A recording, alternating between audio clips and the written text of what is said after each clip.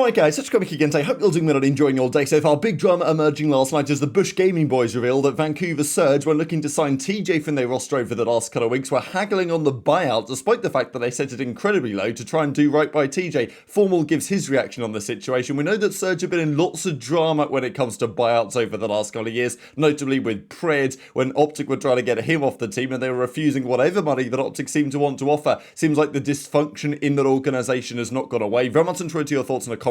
Hit the like button if you enjoy, subscribe if you're new as always. Let's start here, top 5 KDs of the different game modes in the qualifiers so far. Of course, worth keeping in mind, some of these teams have only played like 2 games, some of them, I think Falcons have played 4, most teams have played three times over the last couple of weekends, but of course they will not be playing again until the early part of January. We'll discuss a bit more on that later today. In terms of hardpoint KD, Ghosty, 1.63.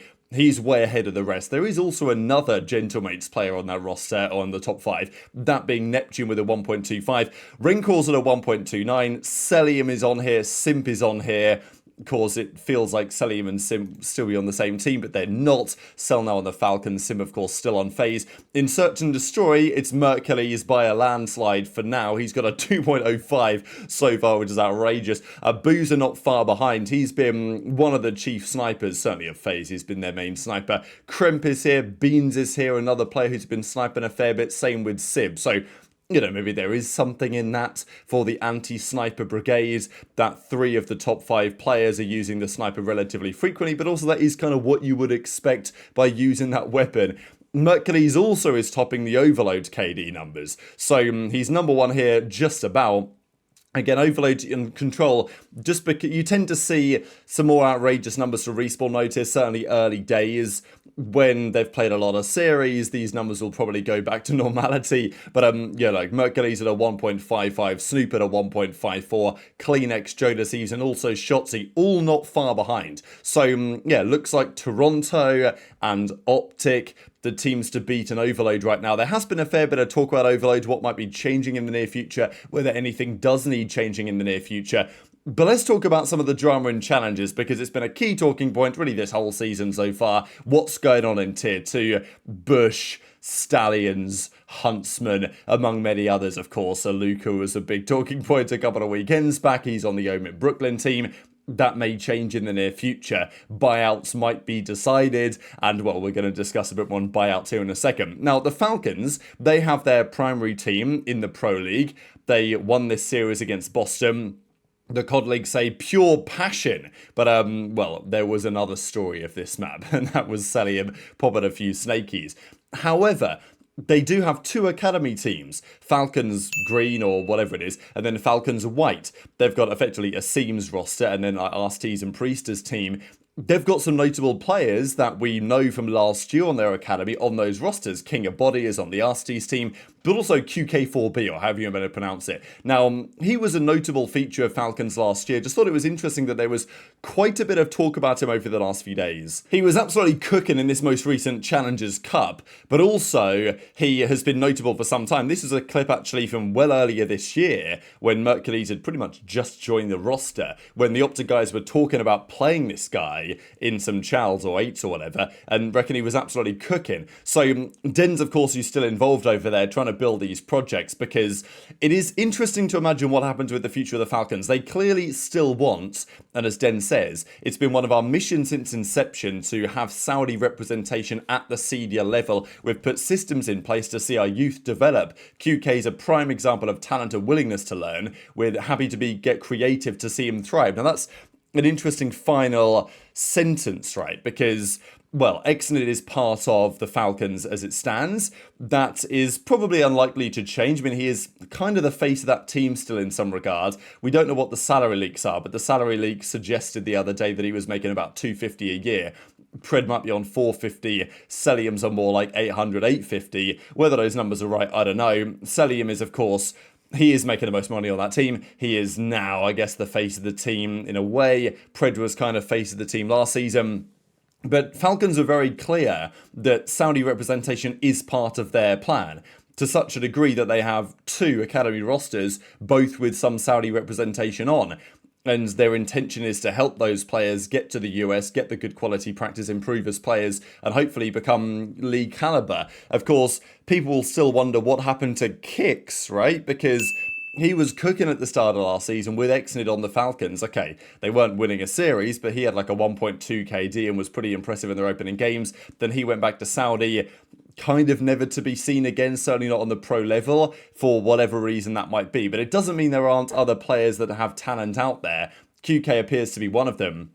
So the way that Denz implies it is, of course, look, if it doesn't work out with Xnid, maybe there's a world where QK ends up on the starting Falcons, but the way that he says get creative to see him thrive kind of implies Falcons might be willing to, let's say, loan him out to another franchise or something if they wanted to put him on their starting roster. Clayster even says next up. So, yeah, pretty promising noise coming out of the Falcons about those boys. I'll share that old clip from OpTic in a second because you guys might find it kind of interesting. The other clip, though, that needs sharing is, well, this. So, Telluride Bush Gaming, they come out with this. Actually, a little clip for the video that I made. God, every time you pause, I look like an absolute clown every time you pause the video, so I'm just not ever going to do that. So, that was actually from the same hotel room as the robe, the tactical robe. So I might have to go back to Warsaw at some point and so I can chuck the robe on again. Not like I couldn't find a robe elsewhere, but I don't know, just ended how it was.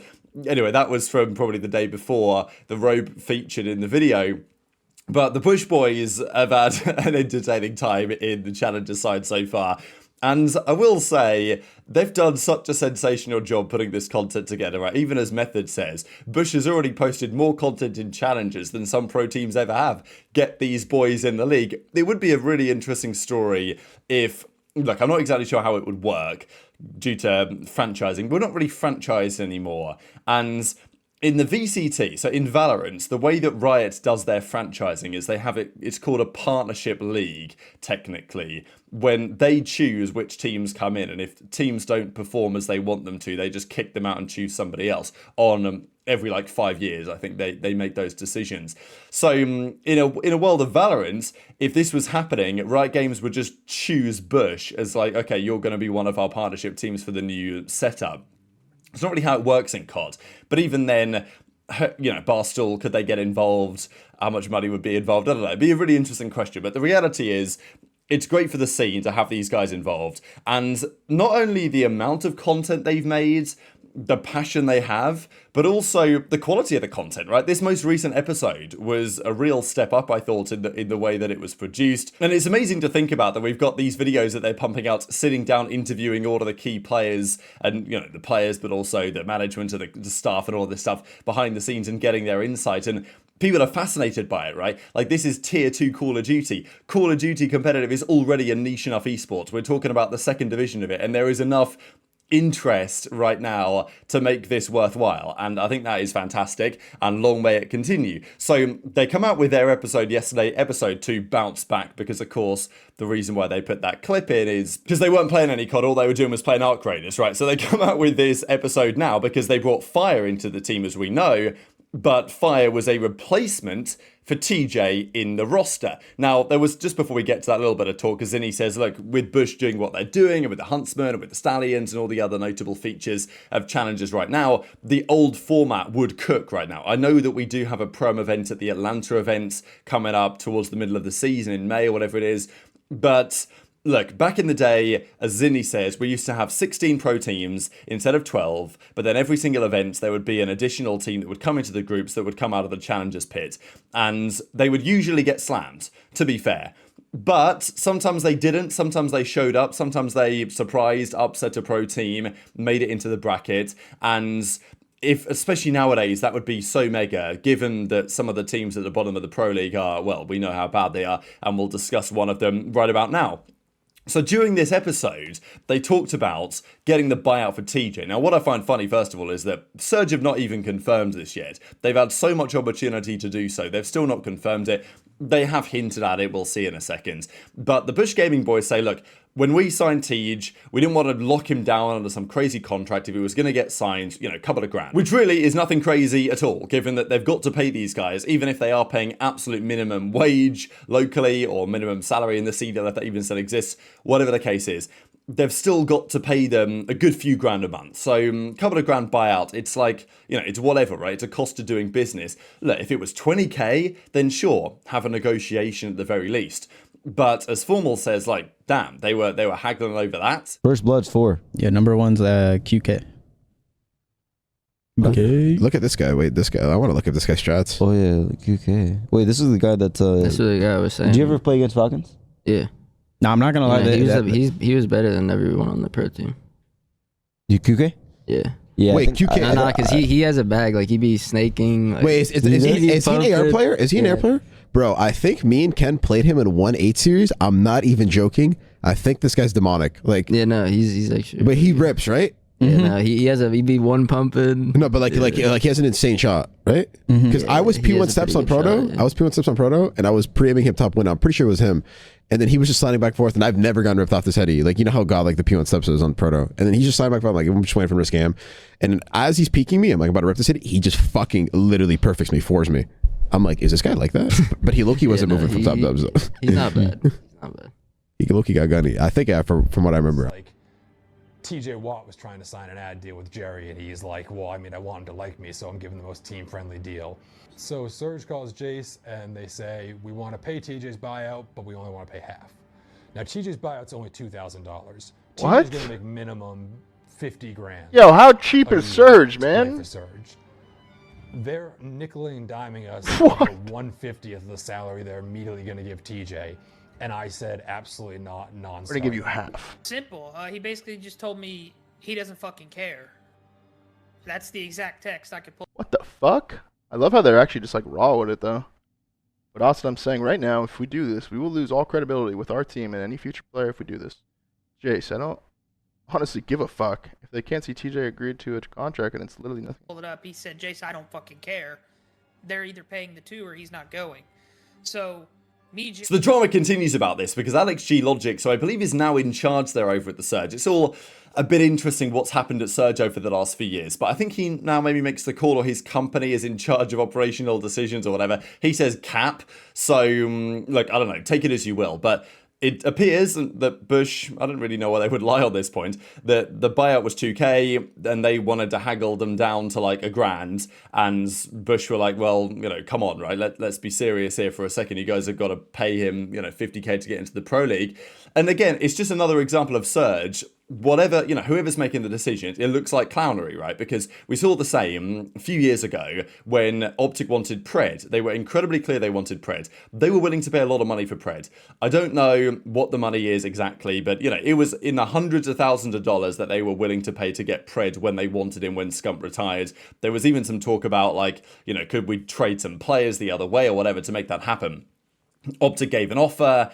Surge, I mean, I think even at this point, HyDra was still involved with OpTic to some degree, so there was some discussion about that.